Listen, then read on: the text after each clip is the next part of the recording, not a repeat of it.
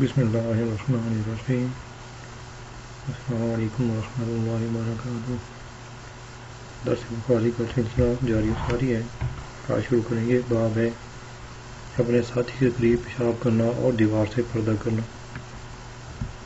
حدیث ہے حضرت حذیفہ رضی اللہ عنہ سے روایت ہے کہ میں نے دیکھا کہ میں اور نبی کریم صلی اللہ علیہ وسلم چل رہے ہیں۔ آپ ایک قوم کے کوڑا پھینکنے کی جگہ دیوار کے پیچھے تشریف لائے اور کھڑے ہو گئے، جیسے کوئی تم میں سے کھڑا ہوتا ہے، اور پیشاب فرمانے لگے۔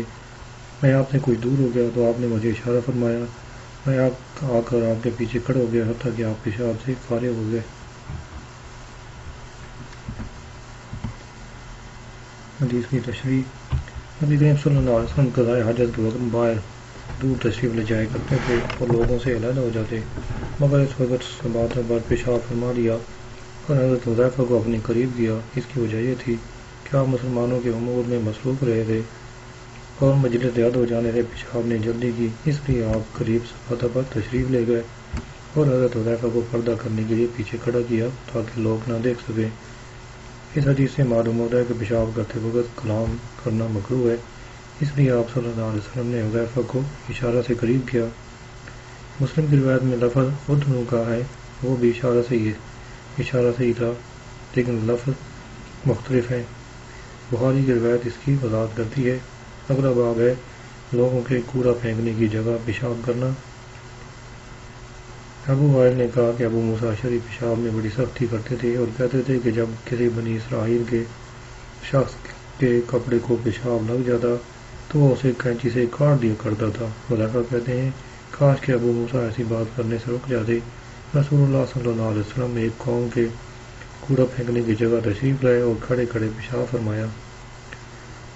حدیث کی تشریح۔ حضرت ابو موسیٰ اشعری نے سید عالم صلی اللہ علیہ وسلم سے سنا تھا کہ عذاب قبر عموماً پیشاب سے پرہیز نہ کرنے اور غیبت سے ہوتا ہے، اس لیے وہ پیشاب کے چھینٹوں سے بچنے کے لیے بوتل میں پیشاب کیا کرتے تھے۔ اس لیے حذیفہ نے کہا کاش کہ ابو موسیٰ اشعری اس تشدید سے یا یہ بات کرنے سے یا دونوں سے رک جاتے، کیونکہ یہ تشدید خلاف سنت ہے۔ نبی صلی اللہ علیہ وسلم نے اس کی طرف کبھی التفا نہ فرمائی، نہ ہی بوتل میں پیشاب کرنے کا تکلف فرمایا۔ ابن بطال نے کہا کہ یہ حدیث اس شخص کی حجت و دلیل ہے جو تھوڑے سے پیشاب سے پرہیز کو ضروری نہیں سمجھتا، کیونکہ جو شخص کھڑے ہو کر پیشاب کرے تو اس سے سوئی کے سوراخ جیسے چھینٹے ضرور اٹھتے ہیں۔ اس حدیث میں امت مرحومہ پر نہایت ہی مہربانی فرمائی ہے کہ ان پر قرض پیشاب لگنے سے یعنی کاٹنا واجب نہیں فرمایا، جیسے کہ بنی اسرائیل پر فرض تھا۔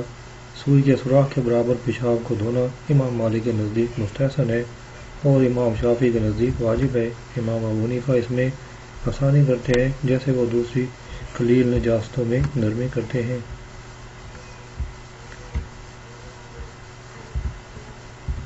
اگلا باب ہے خون دھونا۔ فاطمہ نے حضرت اسماء سے روایت کی کہ ایک عورت نبی کریم صلی اللہ علیہ وسلم کے پاس حاضر ہوئی اور عرض کی کہ آپ یہ فرمائیں کہ ہم سے کسی عورت کو کپڑے میں حیض آ جاتا ہے، وہ عورت کیا کرے؟ آپ نے فرمایا وہ اسے خرچ ڈالے، پھر پانی ڈال کر اسے رگڑے اور پانی سے دھوئے اور اس کپڑے میں نماز پڑھے۔ حدیث کی تشریح۔ اس حدیث سے شافعی استدلال کرتے ہیں کہ نجاست پانی سے ہی ظاہر ہوتی ہیں۔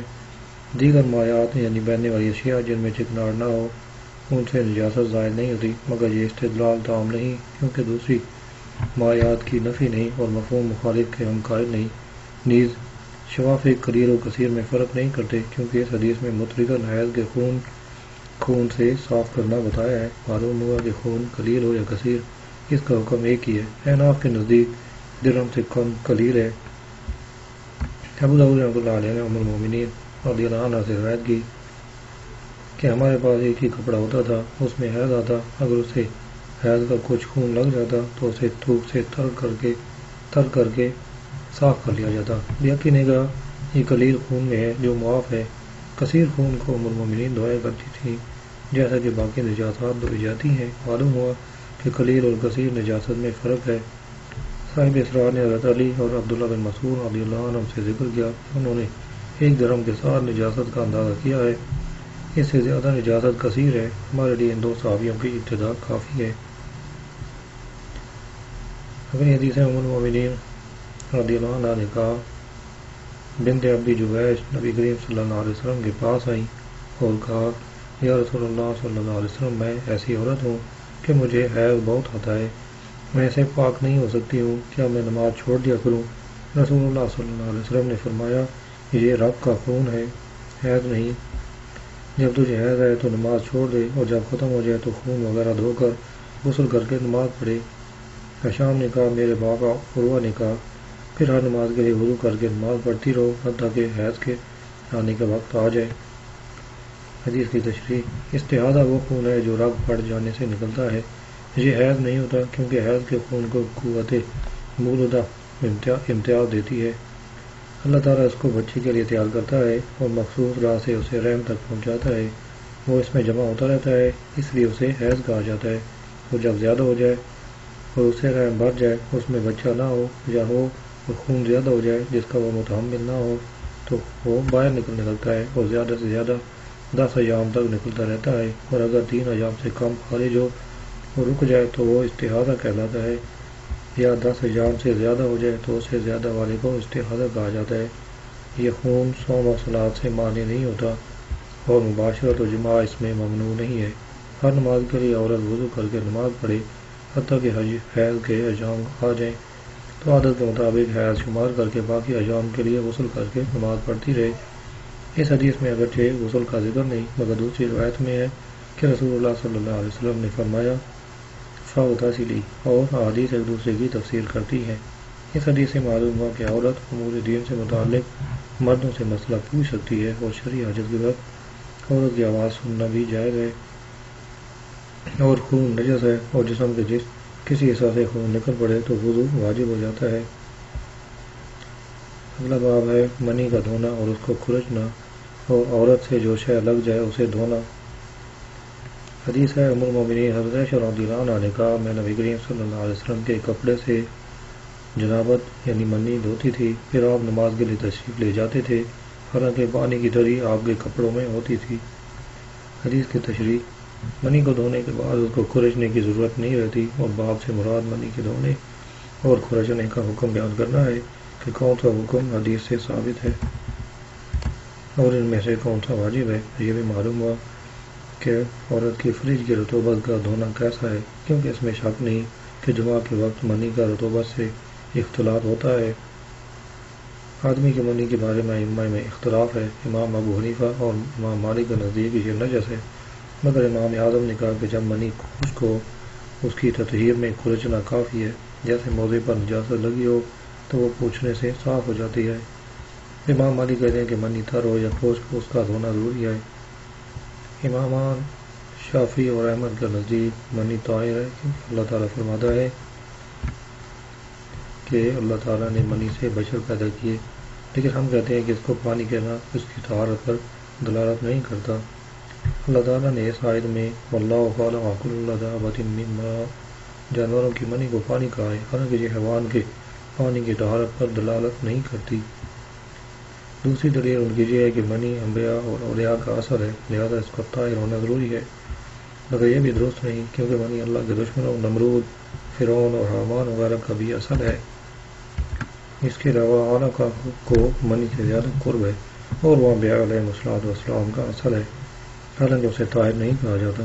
ان کی تیسری دلیل یہ ہے کہ اس سے حیوان طاہر پیدا ہوتے ہیں، مگر یہ بھی کمزور ہے کیونکہ کبھی یوں بھی ہوتا ہے کہ طاہر شے نجس سے پیدا ہوتی ہے، جیسے دودھ طاہر ہے اور خون سے پیدا ہوتا ہے۔ امام ابو حنیفہ اور امام مالک نے کہا کہ منی نجس ہے کیونکہ اس کو دھونے کا حکم ہے اور یہ اس کی نجاست پر دلالت کرتا ہے۔ خشک منی کو بھی دھونا ضروری ہے جو قیاس کا مقتضی ہے، مگر حدیث فرق سے اس کو مخصوص کر لیا گیا ہے، لہذا یہ ثابت ہو گیا کہ منی نجس ہے جیسا کہ مذکور حدیث سے معلوم ہوتا ہے، اور خشک منی فرق سے صاف ہو جاتی ہے۔ اس حدیث سے معلوم ہوا کہ نمازی اس کپڑے سمیت مسجد میں جا سکتا ہے جس سے منی خشک ہونے سے پہلے دھوئی جائے۔ اگلی حدیث ہے سلیمان بن یسار رضی اللہ عنہ سے روایت ہے کہ میں نے ام المومنین سے منی کے متعلق پوچھا جبکہ وہ کپڑے کو لگ جائے۔ ام المومنین نے کہا میں اسے رسول اللہ صلی اللہ علیہ وسلم کے کپڑے سے دھویا کرتی تھی، اور آپ صلی اللہ علیہ وسلم نماز کے لیے تشریف لے جاتے اور دھونے کا اثر آپ کے کپڑے میں ہوتا تھا۔ سلیمان بن یسار کا سوال منی کے حکم سے تھا کہ اسے دھویا جائے یا کھرچا جائے۔ ام المومنین نے جواب دیا کہ سرور کائنات صلی اللہ علیہ وسلم حجرہ شریف سے مسجد کی طرف تشریف لے جاتے اور غسل کی تری کپڑے میں ہوتی تھی، یعنی وہ اس کو دھوتی تھی۔ بقع الماء عصر الغسل سے بدل واقع ہے۔ یہ سوال کا جواب ہے کہ وہ اثر کیا تھا۔ اس کا جواب دیا کہ وہ پانی کی تری تھی۔ اس حدیث سے معلوم ہوا کہ دینی امور میں عورتوں سے سوال کرنا جائز ہے، اور یہ بھی معلوم ہوا کہ بیویاں اپنے شوہروں کی خدمت کریں۔ اگلا باب ہے جب منی یا اس کے غیر کو دھویا اور اس کا اثر نہ گیا۔ عمر بن میمون نے کہا کہ میں نے سلیمان بن یسار سے کپڑے کے متعلق پوچھا جسے جنابت پہنچی ہو، تو انہوں نے کہا ام المومنین عائشہ رضی اللہ عنہا نے فرمایا میں جناب رسول اللہ صلی اللہ علیہ وسلم کے کپڑے سے جنابت کا اثر دھوتی، پھر آپ نماز کے لیے تشریف لے جاتے، حالانکہ غسل کا اثر اس میں ہوتا جو پانی کی تری تھی۔ یعنی کپڑے سے منی دھونے کے بعد اگر پانی کا اثر باقی رہے تو مضر نہیں۔ حدیث میں اس کی تصریح بقع الماء سے کی، یعنی پانی کی تری باقی رہ جائے تو کچھ حرج نہیں۔ باب میں غیر جنابت سے حیض کا خون مراد ہے، لیکن حدیث میں اس کو ذکر نہیں کیا۔ ہو سکتا ہے کہ اسے منی کے دھونے پر ہی قیاس کر لیا ہو، لیکن یہ بھی بعید ہے۔ بخاری کو چاہیے تھا کہ دم حیض یعنی حیض کے خون کے متعلق بھی حدیث ذکر کرتے، جیسے کہ ابو داؤد میں ابو ہریرہ رضی اللہ عنہ سے روایت ہے کہ خولہ بنت یسار نے کہا یا رسول اللہ میرا ایک ہی کپڑا ہے اور مجھے حیض آتا ہے تو میں کیا کروں؟ فرمایا جب پاک ہو جائے تو اسے دھو ڈال، اگر خون نہ نکلے تو تمہیں پانی سے دھونا ہی کافی ہے، اور اگر اس کا اثر باقی رہ جائے تو مضر نہیں۔ ام المومنین عائشہ رضی اللہ عنہ کے ارشاد کا معنی یہ ہے کہ میں جناب رسول اللہ صلی اللہ علیہ وسلم کے کپڑے سے منی دھوتی تھی۔ جنابت کے اثر سے مراد منی ہے۔ اگلی حدیث ہے سلیمان بن یسار نے ام المومنین عائشہ رضی اللہ عنہ سے روایت کی کہ وہ جناب رسول اللہ صلی اللہ علیہ وسلم کے کپڑے سے منی دھوتی تھی۔ ام المومنین نے فرمایا کہ پھر میں اس میں پانی کی تری دیکھتی تھی۔ اگلا باب ہے اونٹوں، چارپائیوں اور بکریوں کا پیشاب اور بکریوں کے باڑے میں نماز پڑھنا۔ ابو موسیٰ رضی اللہ عنہ نے دار البرید اور سلکین میں نماز پڑھی، حالانکہ جنگل ان کے پہلو میں تھا، اور کہا یہ جگہ اور میدان دونوں برابر ہیں۔ حدیث ہے حضرت انس رضی اللہ عنہ نے کہا کہ اوکل یا اورینا قبیلہ کے لوگ آئے اور انہوں نے مدینہ منورہ کی آب و ہوا کو ناموافق پایا۔ نبی کریم صلی اللہ علیہ وسلم نے انہیں حکم دیا کہ وہ اونٹوں کا پیشاب اور دودھ پئیں۔ وہ چلے گئے، جب تندرست ہو گئے تو انہوں نے نبی کریم صلی اللہ علیہ وسلم کے چرواہے کو قتل کر دیا اور اونٹوں کو ہانک کر لے گئے۔ نبی کریم صلی اللہ علیہ وسلم کو صبح کے وقت مدینہ منورہ میں ان کی خبر پہنچی تو آپ نے ان کا تعاقب کرنے کے لیے لوگ بھیجے۔ جب سورج بلند ہوا تو انہیں گرفتار کر کے حاضر کیا گیا۔ آپ نے ان کے ہاتھ اور پاؤں کاٹ ڈالنے کا حکم دیا اور گرم سوراخوں سے ان کی آنکھیں نکالی گئیں اور انہیں پتھریلی زمین میں پھینک دیا۔ وہ پانی مانگتے تھے، ان کو پانی نہ دیا گیا۔ ابو قلابہ نے کہا ان لوگوں نے چوری کی، قتل کیا اور ایمان آنے کے بعد کفر کیا، یعنی مرتد ہو گئے اور اللہ اور اس کے رسول سے جنگ کی۔ حدیث کی تشریح قبیلہ اوکل اور اورینا کے 8 آدمی مدینہ منورہ میں آئے اور جناب رسول اللہ صلی اللہ علیہ وسلم کے حضور اسلام قبول کیا، پھر وہ بیمار ہو گئے۔ رسول اللہ صلی اللہ علیہ وسلم نے انہیں صدقہ کے اونٹوں کے پاس بھیجا کہ ان کے دودھ و پیشاب پئیں، جبکہ اونٹ مدینہ منورہ سے 6 میل کے فاصلے پر نمیر مکان کے قریب ذی الحجر میں چل رہے تھے۔ چند روز دودھ پینے کے بعد وہ تندرست ہو گئے، پھر انہوں نے چرواہے کے ہاتھ اور پاؤں قطع کر کے اس کی زبان اور آنکھوں میں کانٹے گاڑ دیے اور وہ اسی حال میں مر گیا۔ وہ چرواہا رسول اللہ صلی اللہ علیہ وسلم کا آزاد کردہ غلام یسار تھا۔ جناب رسول اللہ صلی اللہ علیہ وسلم نے ان کو گرفتار کرنے کے لیے قرظ بن جابر فہری کو 20 شہ سوار دے کر ان کا تعاقب کرنے بھیجا۔ محمد بن اسحاق نے کہا کہ یہ واقعہ 6 ہجری کے جمادی الاخری میں حدیبیہ کے بعد پیش آیا، چنانچہ انہیں گرفتار کر کے دربار رسالت میں پیش کیا گیا اور انہیں اپنے کردار کی پاداش بھگتنی پڑی، جو حدیث میں ظاہر ہے۔ وہ اس حال میں پانی کی آوازیں بلند کر رہے تھے، جبکہ سرور کونین صلی اللہ علیہ وسلم آگ کے الفاظ سے انہیں جواب دے رہے تھے۔ ابن صاحب نے کہا اونٹوں کی کل تعداد 15 تھی۔ انہوں نے ان میں سے ایک اونٹنی جسے حنا کہا جاتا تھا اس کو مہر کیا۔ سرور کائنات صلی اللہ علیہ وسلم نے مرتدین کی آنکھوں میں لوہے کی گرم سلاخیں اس لیے ڈالی کہ انہوں نے اونٹوں کے چرواہے سے یہی سلوک کیا تھا اور یہ بطور قصاص کیا۔ یہ وہ مسئلہ نہیں جسے منع کیا گیا ہے۔ اگر یہ سوال پوچھا جائے کہ جس کو قتل کرنا واجب و ضروری ہو جب وہ پانی طلب کرے تو اسے پانی پلانے پر امت کا اجماع ہے، ان لوگوں کو پانی کیوں نہیں پلایا گیا؟ اس کا جواب یہ ہے کہ ان کو پانی پلانے سے اس لیے منع کیا گیا تھا کہ وہ مرتد ہو گئے تھے۔ مسلم اور ترمذی میں ہے کہ وہ لوگ اسلام سے منحرف ہو گئے تھے، لہذا اس وقت ان کا احترام ختم ہو گیا اور انہیں صفحہ ہستی سے مٹانا ضروری ہو گیا تھا، جیسے بولے کتے کو قتل کرنا ضروری ہوتا ہے۔ اس حدیث سے امام مالک، امام احمد، امام محمد اور دیگر فقہا نے استدلال کیا کہ جن جانوروں کا گوشت کھایا جاتا ہے ان کا پیشاب پاک ہے۔ بعض تابعیوں نے بھی یہی اختیار کیا ہے، کیونکہ ان جانوروں کے گوبر وغیرہ کو بازاروں میں فروخت کرنے سے اہل علم نے منع نہیں کیا، اور پہلے اور پچھلے لوگوں نے اونٹوں کے پیشاب کو بطور دوا استعمال کیا اور کسی اہل علم نے اسے منع نہیں کیا۔ یہ اس بات کی دلیل ہے کہ معقول اللحم حیوانات کا پیشاب پاک ہے۔ اونٹوں کے پیشاب میں تو نس وارد ہے اور دوسرے حیوانات کو ان پر قیاس کر لیا گیا ہے۔ امام ابو حنیفہ، امام شافعی اور جمہور فقہا نے کہا کہ تمام پیشاب نجس ہیں، یعنی پلید ہیں، اور حدیث میں پیشاب کے پینے کو تداوی پر محمول کیا گیا ہے، یعنی وہ پیشاب بطور دوا پیا گیا تھا، لہذا جہاں یہ ضرورت نہ ہو وہاں پیشاب کی اباحت کی کوئی دلیل نہیں، کیونکہ اکثر اشیاء ضرورت کے وقت مباح ہیں اور بغیر ضرورت مباح نہیں، جیسے ریشم مردوں کے لیے پہننا حرام ہے اور لڑائی یا خارش کے وقت اس کو پہننا مباح ہے، یا کپڑے میسر نہ ہوں تو سردی سے بچنے کے لیے ریشم پہننا جائز ہے۔ علامہ عینی رحمۃ اللہ علیہ نے کہا، خاموش کن جواب یہ ہے کہ سرور کائنات صلی اللہ علیہ وسلم نور نبوت سے جانتے تھے کہ یہ لوگ مرتد ہو جائیں گے، ان کی شفا پیشاب پینے میں ہے۔ یہاں پر ایک سوال ہے کہ کیا حرام اشیاء سے علاج کرانا جائز ہے؟ علامہ عینی رحمۃ اللہ علیہ نے ذکر کیا کہ جب یقین ہو جائے کہ حرام شے سے علاج کرانے سے شفا ہوگی تو پھر جائز ہے، جیسے مجبور بھوکے اور پیاسے کے لیے مردار کھانا اور شراب پینا جائز ہے، کیونکہ ایسے شخص کے لیے مردار اور شراب مباح ہیں، البتہ اس وقت مباح نہیں جبکہ حرام سے شفا کا یقین نہ ہو۔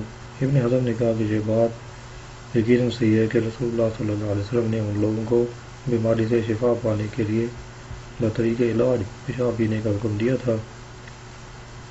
چنانچہ اللہ تعالیٰ فرماتا ہے، اللہ ما اضطررتم الیہ، لہذا جس شے حرام شے کے کھانے اور پینے میں انسان مجبور ہو وہ اس پر حرام نہیں ہوتی۔ علامہ عینی رحمۃ اللہ علیہ نے کہا، اگر یہ سوال پوچھا جائے کہ ابو داؤد نے ام المومنین ام سلمہ رضی اللہ عنہ سے روایت کی ہے اور ابن حبان نے اسے صحیح کہا ہے کہ سرور کائنات صلی اللہ علیہ وسلم نے فرمایا کہ اللہ تعالیٰ نے میری امت کی شفا ان اشیاء میں نہیں رکھی جو ان پر حرام ہے، اس کا جواب یہ ہے کہ سید عالم صلی اللہ علیہ وسلم کا یہ ارشاد حالت اختیار پر محمول ہے۔ اضطرار اور مجبوری کی حالت میں حرام کی حرمت باقی نہیں رہتی اور حرام شے مباح ہو جاتی ہے، جیسے مردار مجبور بھوکے کے لیے مباح ہے۔ اگر یہ سوال پوچھا جائے کہ سید عالم صلی اللہ علیہ وسلم نے شراب کے متعلق فرمایا کہ یہ دوا نہیں ہے، یہ خود بیماری ہے، جبکہ کسی نے آپ سے عرض کیا کہ کیا شراب سے دوا کرنا جائز ہے، اس کا جواب یہ ہے کہ ابن اعظم نے کہا، اس حدیث کی سند میں سماک ابن حرب ہے، وہ تلقین قبول کرتے تھے، لہذا اس حدیث سے استدلال صحیح نہیں ہے۔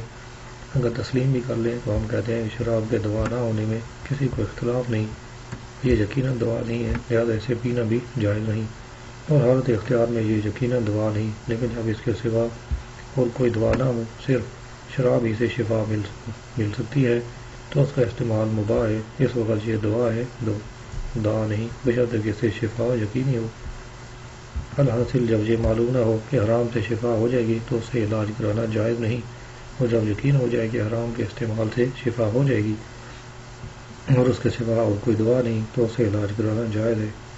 اگر یہ سوال پوچھا جائے کہ حضرت عبداللہ بن مسعود رضی اللہ عنہ نے کہا، اللہ تعالیٰ نے تمہاری شفا ان اشیاء میں نہیں رکھی جو تم پر حرام ہے، اس کا جواب یہ ہے کہ اس کلام کا محمل حالت اختیار ہے، یعنی جب کسی بیماری کا علاج حرام شے کے بغیر بھی ہو سکتا ہو تو حرام سے علاج کرانا حرام ہے، کیونکہ اس وقت حلال دوا کے باعث حرام کی ضرورت نہیں پڑتی اور ضرورت کے وقت حرمت ساقط ہو جاتی ہے۔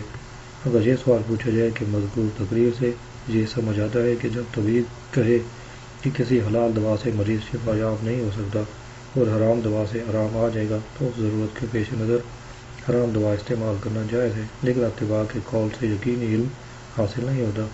اس کا جواب یہ ہے کہ علم سے مراد غلبہ ظن ہے۔ ظاہر ہے کہ تجربہ کے ساتھ غلبہ ظن حاصل ہو جاتا ہے، اس لیے بعض علماء نے فقہاء نے ضرورت کے وقت جواز پر اتفاق کیا ہے، لہذا سرے سے اختلاف ہی نہ رہا۔ صاحب بار نے کہا اگر ہلاکت سے بچنے کے لیے حرام ہی متعین ہو تو حرام حلال ہو جاتا ہے، جیسے مردار اور شراب ضرورت کے وقت بالاتفاق حلال ہے۔ علامہ عینی رحمۃ اللہ علیہ نے کہا سرور کائنات صلی اللہ علیہ وسلم کو نور نبوت سے معلوم تھا کہ ان لوگوں کی بیماری کا علاج جانوروں کا پیشاب پینے میں ہے، اس لیے انہیں آپ نے پیشاب پینے کا حکم دیا، لیکن یہ ہمارے زمانے میں نہیں پایا جا سکتا۔ حتیٰ کہ اگر ہم فرض کر لیں کہ کوئی شخص قوت علم سے کسی کے مرض کو معلوم کر لیتا ہے اور اسے یقین ہے کہ حرام شے بطور دوا استعمال کرنے سے اسے شفا حاصل ہوگی، تو اس کے لیے حرام سے دعا کرنا مباح ہے، جیسے شدید پیاس کے وقت شراب پینا اور شدید بھوک کے وقت مردار کھانا مباح ہے، لیکن ایسا یقین کرنا مشکل ہے کیونکہ طب کے قواعد اور اصول بھی ظنی ہیں۔